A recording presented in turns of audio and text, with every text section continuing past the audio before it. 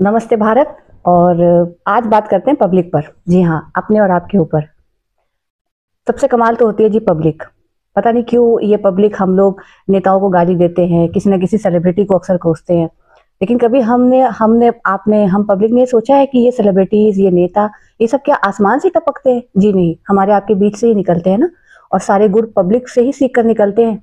और फिर हम पब्लिक ही एक दिन किसी ना किसी को ओवरनाइट, रातों रात सेलिब्रिटी बना देते हैं। तो जो हम लोग नेताओं को कोसते हैं और कभी किसी सेलिब्रिटी को कोसते हैं, खुद पर कभी सोचते हैं? एक आपको छोटा सा एग्जांपल देती हूँ। और मैं पहले बता दूं, मैं किसी सेलिब्रिटी को नहीं जज कर रही, क्योंकि मैं तो बहुत शुक्रगुजार हूँ ये जो जितने एंटरटेनमेंट इंडस्ट्री वाले इन सब की, पूरी दुनिया के। मैं एक आपको छोटा सा एग्जांपल देती हूँ। आमतौर पर हमारे समाज में अगर कोई महिला किसी पुरुष से बात करे, और कहीं वो महिला शादीशुदा हो, पुरुष शादीशुदा हो, या दोनों में से कोई भी एक शादीशुदा हो या ना भी शादीशुदा हो, तो ये समाज तुरंत ही महिला पुरुष के चरित्र का हनन कर डालता है। और ऐसे में कहीं महिला पुरुष शादीशुदा हो, बाल बच्चे वाले हों, तो उनका बात करना तो इस समाज की नज़रों में सबसे बड़ा गुनाह होता है। और या मान लीजिए कोई शादीशुदा पुरुष हो और उसको आदत हो लोगों से बात करने की और सभी से बात करने की, तो हम तुरंत उस पुरुष के ऊपर भी चरित्र सही नहीं होने का आरोप लगा देता है ये समाज। और आपको बता दूं, चरित्रहीनता का आरोप जितना किसी औरत को परेशान करता है, उतना ही किसी पुरुष को भी परेशान करता है।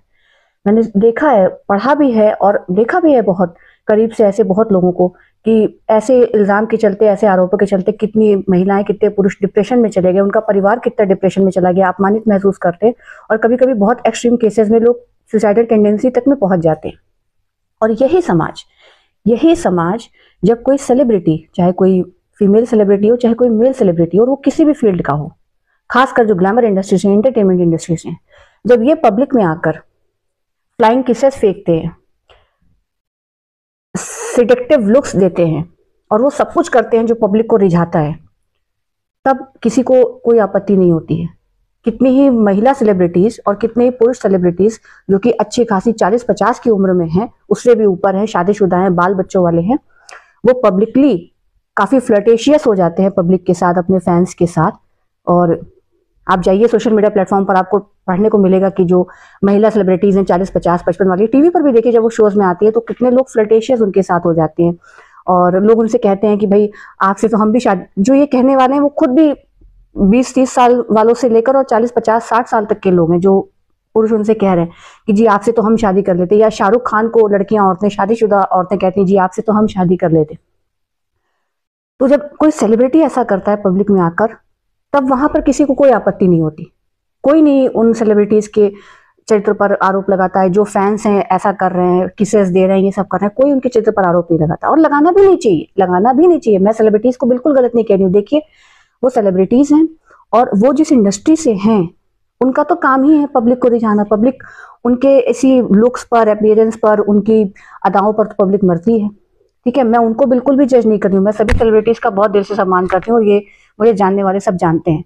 मैं समाज को कटघरे में खड़ा कर रही हूँ, उस समाज को जिसके दोहरे रूप हैं और दोगला मानदंड है किसी भी चीज को देखने का।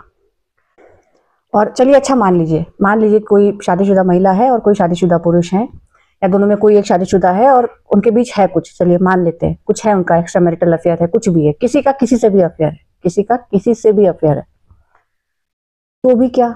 मेरी तो समझ में नहीं आता पब्लिक को क्या। एक हमारे यहाँ देहाती में एक कहावत है, नाव काहे दूबर शहर के संदेशा में। यार मेरे को समझ में नहीं आता, किसी का किसी से अफेयर है, कैसा भी अफेयर है, कैसा भी अफेयर की मैं बात कर रही हूँ, स्ट्रेट है, नहीं स्ट्रेट है, जैसा भी है, शादीशुदा का इससे है, उससे है, किसी का किसी से भी है, आपको क्या मतलब है? वो उन दो लोगों के बीच की बात है भाई, उन दो को समझने दो, उन दोनों की जिंदगी है, जैसे मर्जी वैसे जी।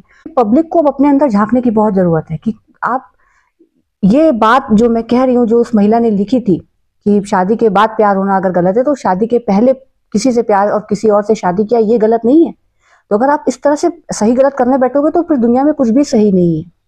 और प्यार हो जाना किसी को किसी से कभी भी, कहीं भी, उम्र के किसी भी पड़ाव पर, ये कोई गुनाह नहीं है।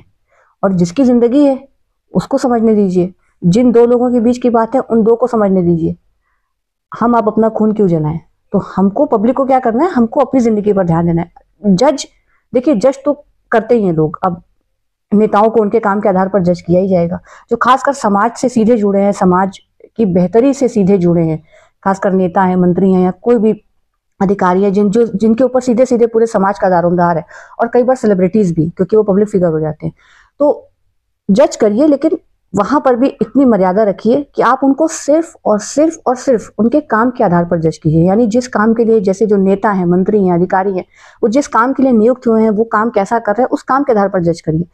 बाकी हरिशंकर परसाई जी की फिर वही बात कि यहाँ पर हर आदमी बात करता है ईमानदारी की, और जबकि हर व्यक्ति स्वयं बेईमान है। यानी इसी पब्लिक में से जिसको मौका मिल जाए कुर्सी पर बैठने का, वो देश बेच खाए, सबको मालूम है ये बात। लेकिन बाहर से बैठकर जज करना हमेशा आसान होता है।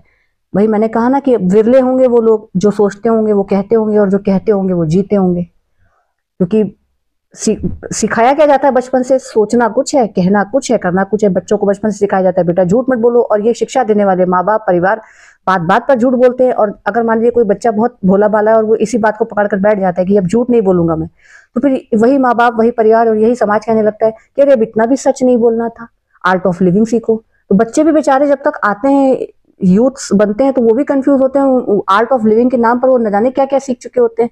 सीधे शब्दों में कहा जाए तो आर्ट ऑफ लिविंग के नाम पर बेईमानी सीख चुके होते हैं, ढोंग सीख चुके होते हैं, पाखंड सीख चुके होते हैं। और यही बच्चे, यही हम लोग, यही समाज फिर जब सेलिब्रिटी बन जाता है या किसी पावरफुल पोजीशन पर बैठ जाता है, तो समाज उनको जज करने लगता है, हम लोग उन्हीं को जज करने लगते हैं। समाज ये कभी नहीं सोचता है कि ये सारी दोगली शिक्षा की जो नींव है ये परिवार में पड़। मुझे तो कभी कभी ऐसा लगता है कि बहुत लोग जो होते हैं ना बड़े फ्रस्ट्रेटेड होते हैं, इनकी जिंदगी में इनको कभी प्यार व्यार मिला नहीं होता है, या ये प्यार के लायक नहीं होते हैं। तो इनको एक भी बार प्यार किसी का नहीं मिला होता है, एक बार भी नहीं मिला होता है। और फिर जब ये किसी को देखते हैं कि उसको 10 लोगों का प्यार मिल रहा है, मिलता ही जा रहा है प्यार, चाहे वो किसी भी उम्र में हो, तो इनको जलन होती है। तो ये अपनी जलन निकालते हैं और कुछ नहीं। और क्या ही बोलूं मैं, तो वही मेरा बस इतना ही मतलब है कि जो पब्लिक है ना, वही पब्लिक, हम लोग को सुधरने की बड़ी जरूरत है।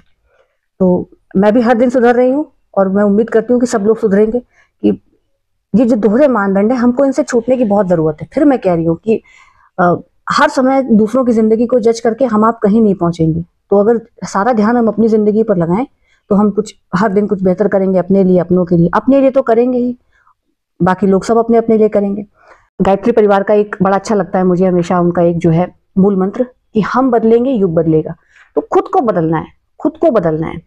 अब इसका एक सिंपल आप देखिए, बहुत ही ताजा तरीन उदाहरण है रणवीर इलाहाबादिया जी, राजर्षि नंदी जी, जो अपने को भक्त क्लेम करते हैं, जो रणवीर के पॉडकास्ट में आकर उनको कौन है वो बाबा, अरे हमारे जो भैरव बाबा, हमारे हिंदुओं के प्रमुख देवताओं में जिनको माना जाता है, शिव का रुद्र अवतार जिनको माना जाता है, उनका मंत्र उनको थमाने वाले राजर्षि नंदी भी उनके सपोर्ट में नहीं आए।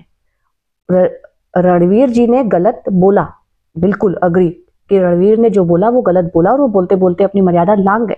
हमारे समाज में वो स्वीकृत नहीं है, लेकिन बोल दिया। 1000 अच्छाइयां उससे हुई, एक गलती हुई, उसको माफ कर देते यार। और जो लोग अपने को भगवान का भक्त क्लेम करते हैं, जैसे राजर्षि नंदी जी, अपने को आप भगवान का भक्त क्लेम करते हो। भक्त की ऐसी सोच होती है, अरे भक्त वो जिसमें भगवान के गुण आए, भक्त वो होता है जिसमें भगवान के गुण आए। तो माफ करो यार, अगर सोचो भगवान इस तरह से हिसाब करने लगे तो पूरी दुनिया के इंसानों के कितने पाप हैं। और हम इंसान तो इतने महान कि अपने पापों के लिए ईसा मसीह को सूली पर चढ़वा दिया था। तो ऐसी दुनिया है ये। तो ये पब्लिक है जिसको समझने की, संभलने की और सुधरने की बड़ी जरूरत है। हम बदलेंगे, युग बदलेगा।